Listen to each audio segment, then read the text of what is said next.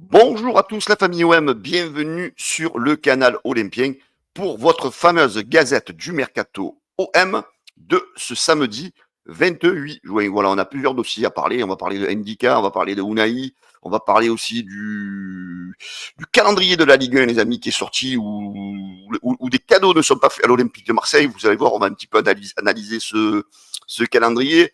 Voilà, on parlera aussi d'un nouvel espoir coréen qui serait aussi susceptible d'intéresser l'Olympique de Marseille. Voilà les amis, je vous invite tous à regarder cette gazette. En tous les cas, je voudrais vous remercier. Hier, vous étiez encore très très nombreux à avoir regardé la gazette du vendredi. Voilà, donc j'espère que vous allez faire aujourd'hui, voire plus qu'hier, les amis. N'hésitez pas à liker, partager les gazettes et surtout, pour ceux qui ne le sont pas encore, à vous abonner au canal Olympien. Donc là, on est en pleine période de mercato et vous savez que tout l'été, je serai là pour vous tenir informé de toutes les rumeurs mercato, des transferts définitifs. Voilà, c'est parti les amis.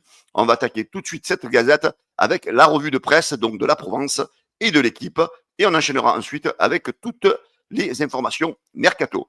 Alors, en ce qui concerne nos amis de la Provence, donc hier on a eu un petit peu la sortie de ce fameux calendrier de la Ligue 1 qu'on attendait tous avec impatience et comme on peut dire, ça va démarrer très très très très fort pour l'Olympique de Marseille. Ça veut dire que l'équipe à Roberto De Zerbi, il faudra qu'elle soit compétitive dès le début parce que ça va commencer quand même assez fort. Voilà, j'ai presque envie de vous dire, alors je ne sais pas de quelle manière sont établis les matchs, si c'est par tirage au sort, si c'est les gens à la Ligue qui placent les matchs, mais bon, j'ai l'impression qu'on a voulu nous mettre un peu des embûches dès le début, parce que vous allez voir que si la mayonnaise prend un peu du temps à prendre du côté du Vélodrome cette saison, on peut être vite mis en difficulté lors de ce championnat de Ligue 1 dès le début de la saison.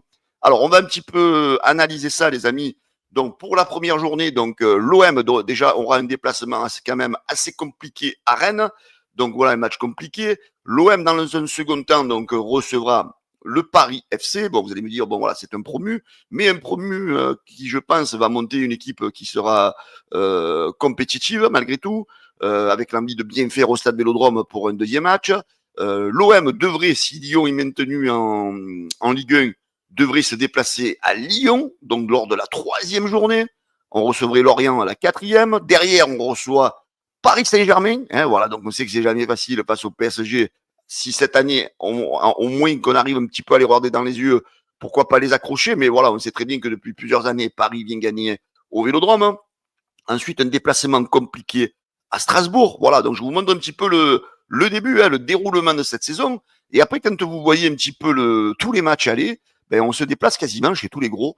Hein, on se déplace à part Paris et à part Monaco. Ou sinon, on va dans tous les matchs compliqués. Hein, comme je vous disais, on va aller à Rennes, on va aller à Lyon, on va aller à Strasbourg. Là, on sait que ça, Strasbourg est une équipe a été une équipe assez compétitive cette saison.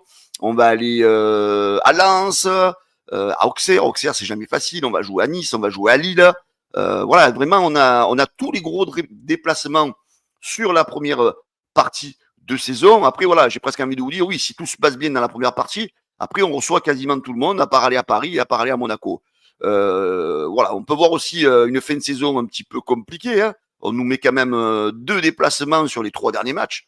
Après, bon, c'est pas non plus des adversaires extraordinaires, mais sur une fin de saison, on sait que c'est des équipes Nantes et Le Havre qui risquent de jouer leur survie. Voilà, donc on va dire que le calendrier de l'OM, il n'est pas facile. Hein. Il n'est pas facile, les amis, et surtout le début. Voilà, j'avais envie d'avoir un petit peu vos commentaires hein, sur votre avis sur le déroulement de ce calendrier. Comment vous le trouvez? La première partie de saison très compliquée. Voilà, il faudra que l'OM, comme je vous disais tout à l'heure, soit opérationnel d'entrée. On n'aura pas de droit à l'erreur pour pas se faire larguer justement dans le classement. Au niveau du journal, l'équipe, eh ben, on nous apprend que vous êtes au courant que l'OM aurait trouvé un accord avec le Spartak de Moscou pour un transfert de Unai. On parle d'une somme autour de 12 millions d'euros. On sait aussi que sur cette somme de 12 millions d'euros, le SCO d'Angers touchera 30% de la somme, c'est-à-dire autour de 3,6 millions d'euros. Voilà, donc on va dire que à l'OM, il va rester autour de 8,5-9 millions d'euros sur ce transfert-là. Voilà, ça peut être déjà une bonne opération pour l'Olympique de Marseille. Le Spartak Moscou donc avait fait de Unai un de ses transferts prioritaires, on va dire. Mais seulement, voilà, on entend que juste il resterait à convaincre le joueur. Pour l'instant, il y a accord entre les clubs.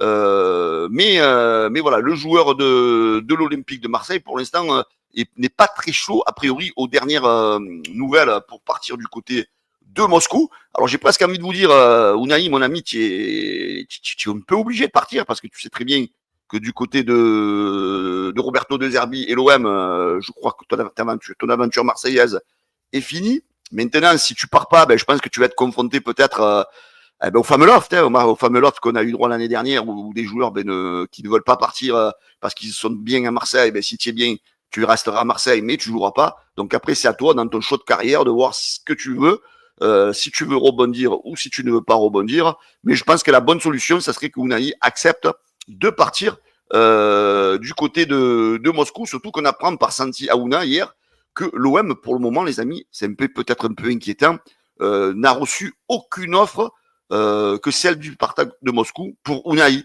Voilà, donc c'est la seule offre. Hein. C'est-à-dire que s'il la refuse, eh ben, on est peut-être un peu mal en point. Voilà, donc je pense que Unai est un garçon responsable et à mon avis, voilà, il va relever le challenge du Spartak de Moscou. Alors du côté de l'Italie, les amis, on sait que Ndika devrait quitter la Roma et d'ailleurs c'est titré là dans un média italien. Attention, Marseille est là pour Ndika. Marseille est à l'affût. Surtout une bonne nouvelle hein, pour l'Olympique de Marseille, c'est que la vente de Angelino à Al Hilal est sur le point de capoter. Donc la vente de Ndika devrait devenir prioritaire pour la Roma. Voilà, donc ce joueur-là, voilà, même s'il y avait peut-être des doutes sur le fait qu'il quitte la Roma, là, avec le transfert qui va capoter normalement de Angelino, du coup, la Roma va se devoir de vendre ce joueur assez rapidement. Evan Ndika, donc lui, a priori, selon Foot Mercato, ne fermerait pas la porte à l'Olympique de Marseille, mais voilà, serait quand même à l'écoute d'autres propositions, d'autres clubs.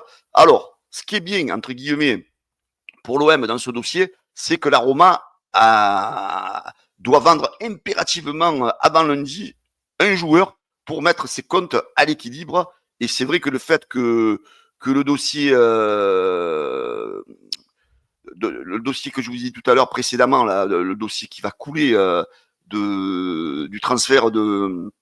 Alors attendez, j'ai le nom, excusez-moi mes amis. Il y a tellement de noms de joueurs qui défilent en ce moment que, excusez-moi, de Angelino. Angelino, donc vu que son transfert risque de capoter du côté de Al Hilal, là donc du coup, la Roma va devoir vendre un autre joueur. Et on sait très bien que Ndika est suivi par d'autres clubs, hein, que l'Olympique de Marseille aussi.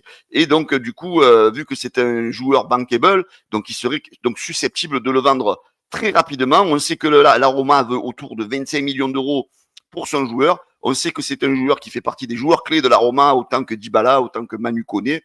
Et voilà, l'OM a cette faille où peut-être que ce week-end, on va être au courant sur la venue ou pas de Ndika du côté de l'OM ou voire ailleurs. Mais voilà, l'OM va devoir faire le forcing, l'OM va devoir poser l'argent sur la table, faire quasiment all-in peut-être sur lui et espérer voilà, on sait que la défense c'est le dossier principal et on sait que voilà, Ndika est un joueur qui a déjà joué en Ligue 1, c'est un joueur qui a l'expérience européenne, l'expérience d'avoir joué en Serie A aussi. Donc voilà, c'est un dossier qui peut rapidement aller au bout là, parce qu'on sait très bien que voilà, comme je vous le disais précédemment, la Roma est vraiment dans l'impasse de vendre très très rapidement son joueur. Alors on sait que voilà, Ndika, ça pourrait être quand même une bonne affaire. C'est un joueur qui est jeune, hein. Il a 25 ans, c'est un défenseur central, pied gauche, c'est rare ça. 1m92, donc un beau gabarit.